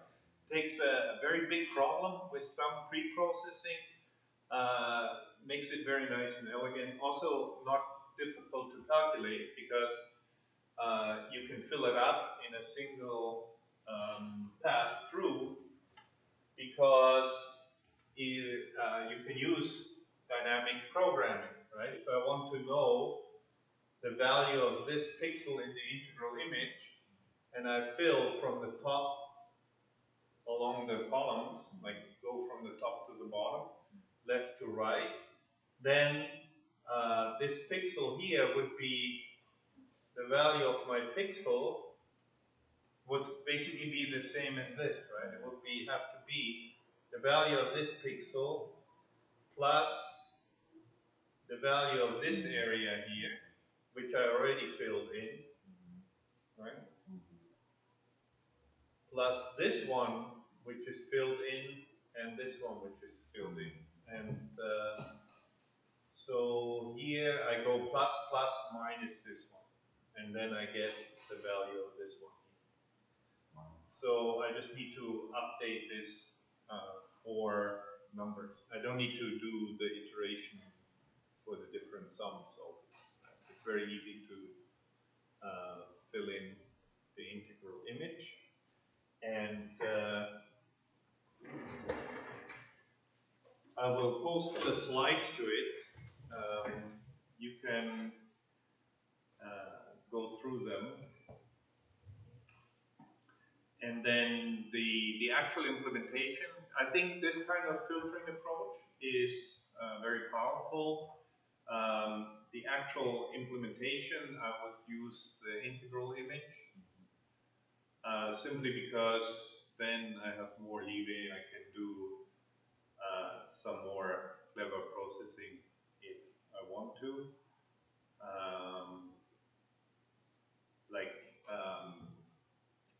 If the range is very, like right now I use one size blur basically, right? But in robotics, often we have the problem that when I'm close in, I really need to find I don't want to have much blurring. I want to find the edge exactly, because I want to walk to the millimeter. If you need to pick up the basketball, for example, right, you need to be very precise. if something is further away, you're okay. It can be slightly more blurry, and then you can do more faster processing on that area. So if you use the integral image, I haven't done this in this implementation, but I may choose to do, and what we did in Sydney at the RoboCup competition, one of the students, she had a problem because they had a vision system for the ball, right? And then if they would tune it, and if the ball was close, that set of parameters worked great, right? But then when the ball rolled further away, the ball became smaller, then the robot wouldn't detect the ball anymore. So then they tuned it for this situation, and then they said, oh, now it can detect the ball when it's far away, but now when we're right in front of it, it won't kick it because it won't detect the ball anymore, right? And this kind of problem is quite common in robotics, if you use a vision-guided robot. So I told them what they have to do is simply use the Y-coordinate. Instead of thinking about processing one image, right? You think about you're processing two images. One is the top part of your image, where you use your far-looking parameter set, and the other part is the part of the image where the Y-coordinate is like in the bottom part, and there you use the one for the near-looking ball. And you simply think about these as two separate images with two separate configurations. Your algorithm actually didn't need to have any change, right? We just told it, oh, this is, of course in memory it was one image, but we told the algorithm to process two different images with two different calibrations. It worked beautifully. They were very impressed that we could implement that in the software without having to do any other changes. That kind of thing is very common, that you need to do things like that. Because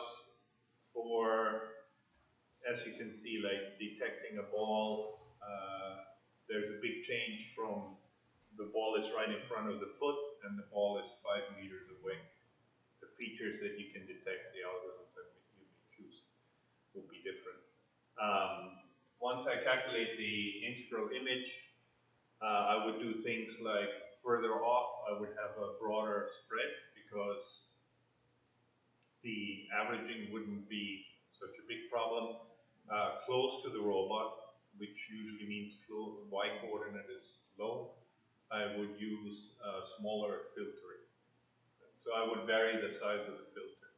Actually, once you have the integral image, this is blindingly fast. So you might, you could just calculate both filter responses over the entire image if you wanted to, and it would be fast enough for real-world application. This particular filter scheme here, too, is called the box filter. Just because we have two boxes and we look at the difference between those two block boxes. If I wanted to improve on that, then you can also sort of think about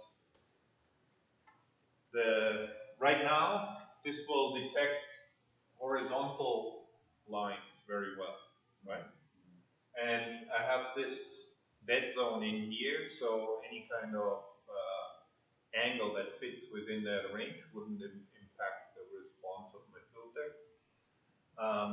And you can see as long as this is horizontal, we get very strong response. Here, this is all great. Here, it could be a little bit better. Here, it's still okay. We'll still find the wall, but you may do better by using a different filter mask. In that case, it will be a 45-degree slanted filter. Oh. And for the angles that are sort of 45 degrees, right? If you wanted to implement that, that doesn't really work well with box filters and integral images, right? Because you can see, using the integral image, I can also have a filter like that,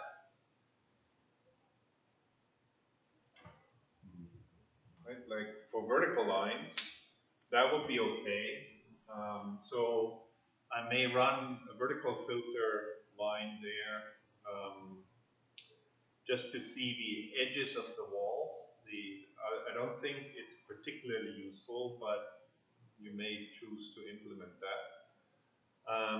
But these angles here, you need to take your image, rotate it for 45 degrees, and then calculate the integral filter response if you wanted to do that.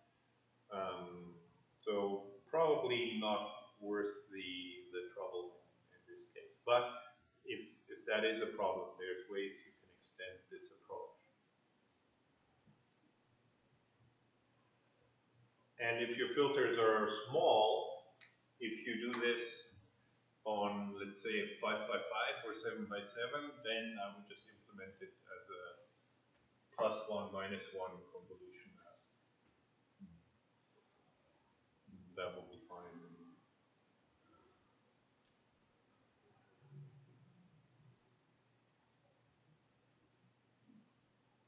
So we'll look into extending this approach. Next class, what I would like to do is the integral image gives us the sum of these regions, right? But I can also ask the integral image. If you use it, look at the OpenCV. OpenCV has an integral image implementation. If you look at the OpenCV integral image implementation, it also gives you the sum of the squares. And once you have that, it's kind of neat because right now, of course, with the integral image, I can get the sum, right? And I have the size of this. So I can definitely get the average, right? Since I have the sum of the squares, I also can get the variance of the pixels in here, right? And so then that allows me very powerful filtering. Let's say we have like white to blue transitions, right? Maybe we don't have that. Maybe it's all white and they put white walls there. Except the white walls are solid or blue. We have the blue binders, and the other thing is the carpet. But the guy that built the hotel, he thought he's in Singapore, he's close to the ocean, everything must be blue. So now you have a blue wavy carpet to represent the ocean, and you have blue flat markers, right? Then of course the white to blue transition is not going to work. But you would still be able to process these regions and find the difference by looking at the variance of the different color channels. And this then is more susceptible to noise, but it's independent of the color then. So all kinds of tricks you can do with the integral image. So if you have not just the sum, but also the sum of the squares, then you can calculate the average over those filters. And so that's what we'll discuss next class. And the other thing I want to do is, because nowadays, of course, if I ask students to find the binders, right, then unfortunately, a lot of students just say, okay, I run YOLO on this and ask for class binders, and if it finds them, good, and if not. But for the obstacle run, I don't think this will work so particularly well.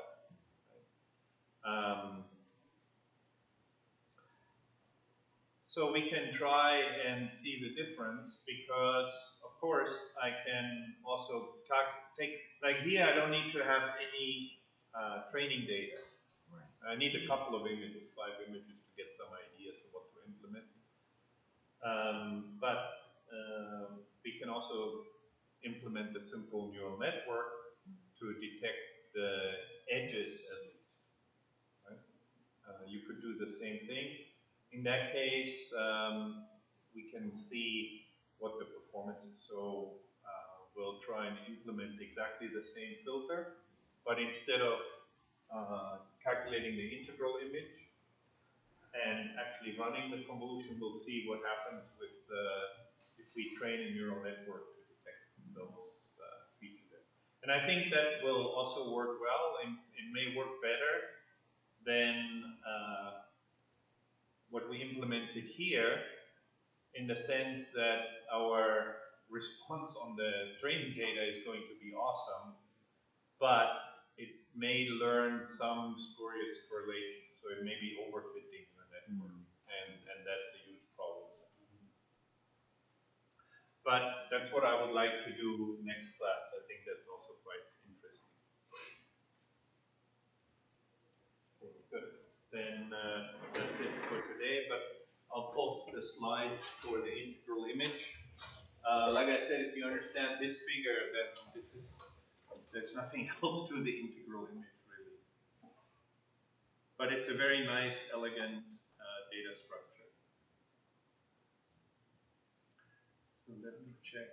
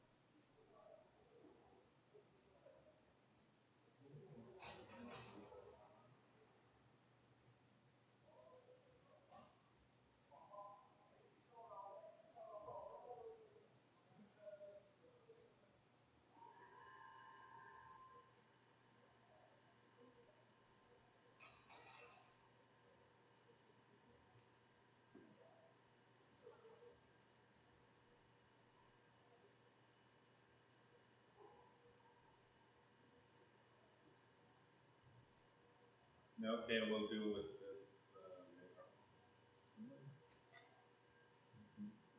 Okay, I'll post the slides for the integral image.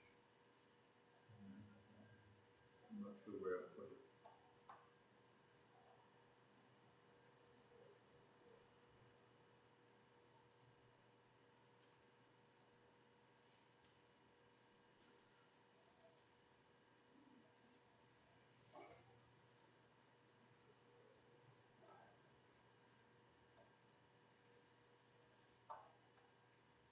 Okay, good. Then I'll see you all check in this afternoon, at least for the beginning, but the class will be about Floyd Warshall path planning algorithm.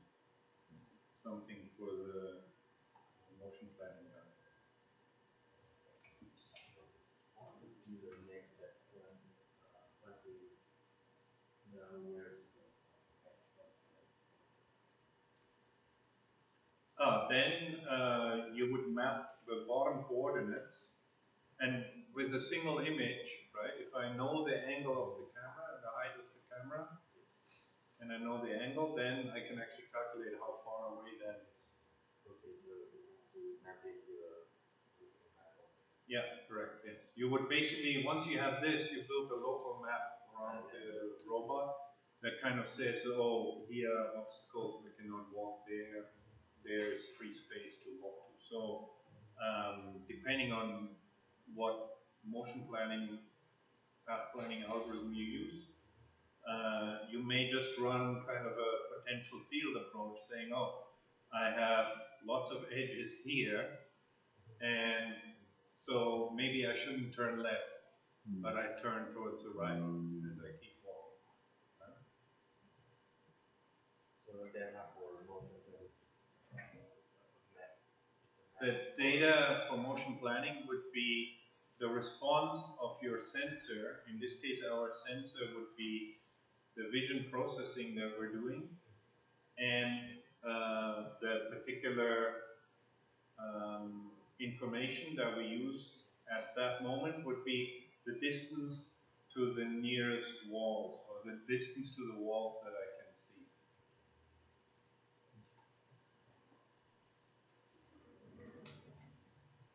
And then, yeah, you may, for example, here, if your camera is mounted like this, you may do things like separating it out into two areas. The bottom area, which is here, I do obstacle avoidance, basically.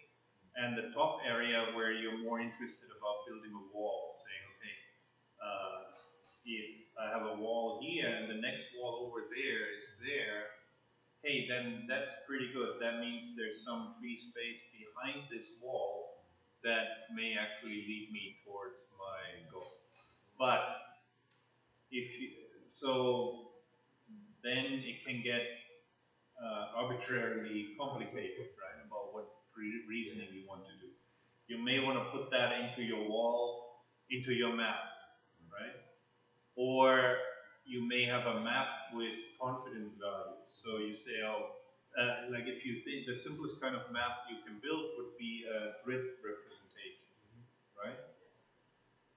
So you have like different cells, and then one, it's an obstacle, don't walk there. 0, it's okay, you can walk through. Or you can then say, well, that's a little bit harsh because sometimes I'm just not so sure, and sometimes I'm very sure that something is an obstacle, right?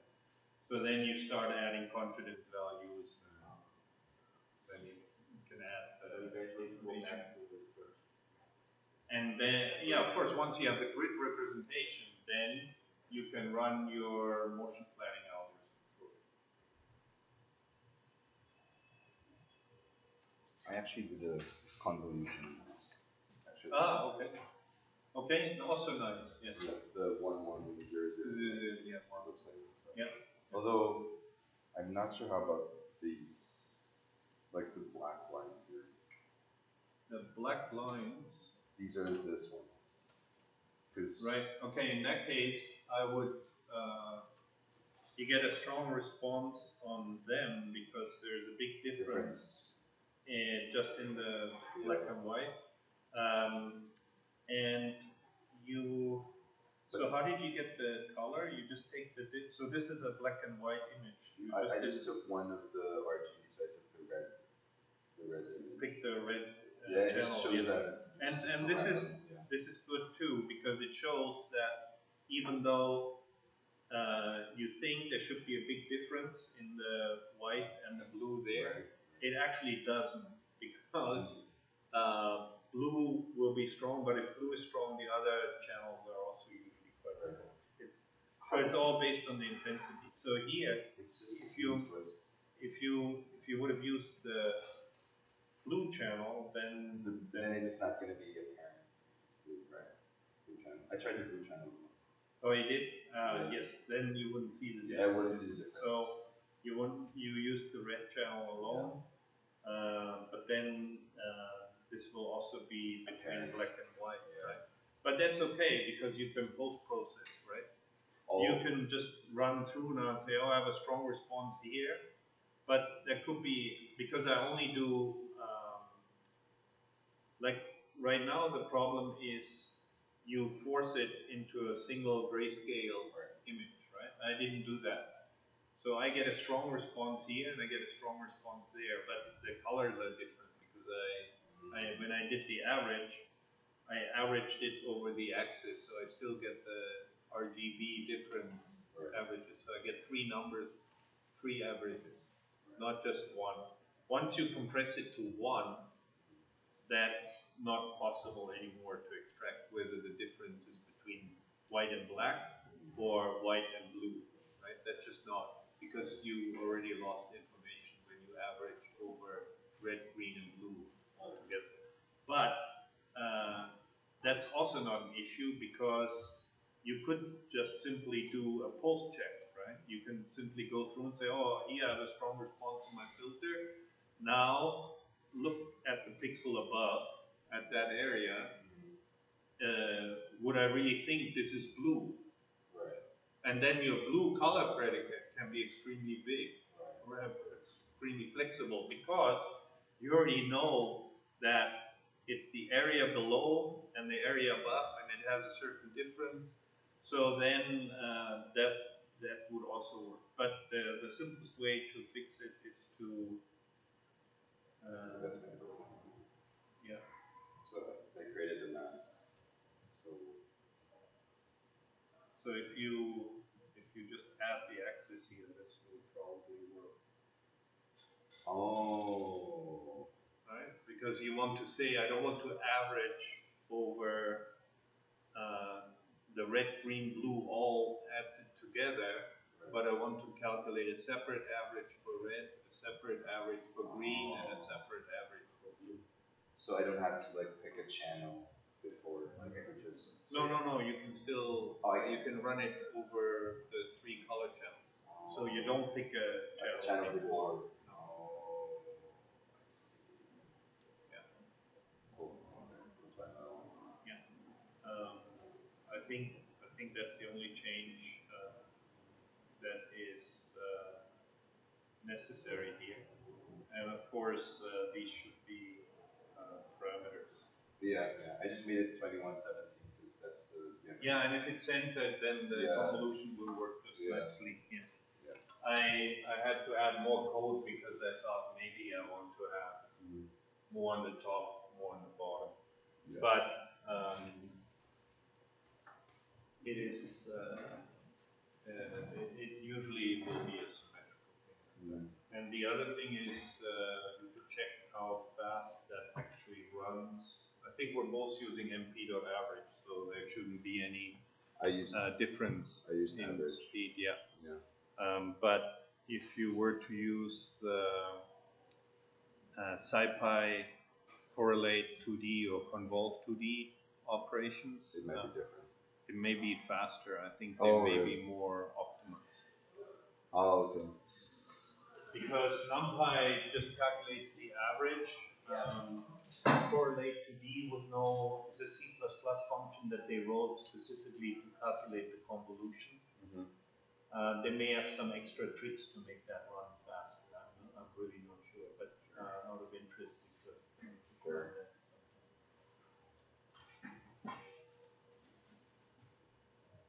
But once you have the integral image, then that all becomes smooth. So how does the project work? So the robots are in Germany. Yeah. So we're just giving them the code. Yes, for the vision system. For the vision system. Yeah. And then is it gonna be like what some competition players do it? Yeah. So if there's something wrong in the course, we'll adjust the code automatically, like what the competitors do. Yeah. Oh, okay. So it's not just like one code that works for everything. It could be a code that we have to change right on the spot during the course of the run. Probably not. Like this, if you should talk to your group. Yeah. Right? If they give you sufficient images of from the point of view of their robot, this one, I don't think you need to tune on the Oh, spot. okay. Like I think you can get a good solution Right. without any tuning. Like I think this will work on Yeah. any kind of Essentially. reasonable floor Yeah. that they probably have there. Right. Right. You may need to do some tuning a week before the competition Right. just to see what the exact room is like that they're playing in. But I would expect this to run basically unchanged. So the turtle bot will be placed like similar to the obstacle course in the image. So it will be Right. like a bunch of binders. Yeah. And then we just allow the turtle bot to move around. Correct. And it has to go from Start to finish. start to the end zone. Right. So it's not like a maze, right? No. Okay. And then the binders, are they placed there like during the day of the competition, or Yes. Oh, okay. Actually, there will be usually in the obstacle run. There's 5 rounds, so every round there will be a new maze. Oh, I see. Okay. So for the FIRA Euro Cup competition, you place your robot and you say you're ready, and then the referee's gonna set up the binders, and then you can drive for 3 minutes. And then if you reach the end zone, you get a point. If you, I'm not sure exactly how the scoring works, but I think they now do partial scoring. So if you get halfway, you get like half a point. This is an actual competition. Yeah. So it's not like a simulation of a competition. No. So we're really gonna join the competition. This is the competition in August, first week of August. We have the World Championship in Brazil, where we have exactly that competition. Oh, okay. I was referring to the project. Like, it's a project like an actual. The project is going to be an actual competition, but only amongst the among ourselves, like among them. Sorry. Yeah. The teams. Yeah. So it's well, not like you because you're part of it. Yeah, but okay. But there won't be any international. Okay, because like I'm kind of nervous when I saw that. I'm like, we're gonna do a project and we're gonna compete in that thing. Yeah, no, not quite. But it would put you in a pretty good spot to try and compete in August. Then. Sure. Yeah. But in any way, the result of the competition is not part of the scoring. Right. It's just for fun. Yeah. Yeah. Well, it is kind of. Yeah, I'm just really nervous because it's kind of fun to beat the other teams. I'll see you next week. Yeah. Bye bye.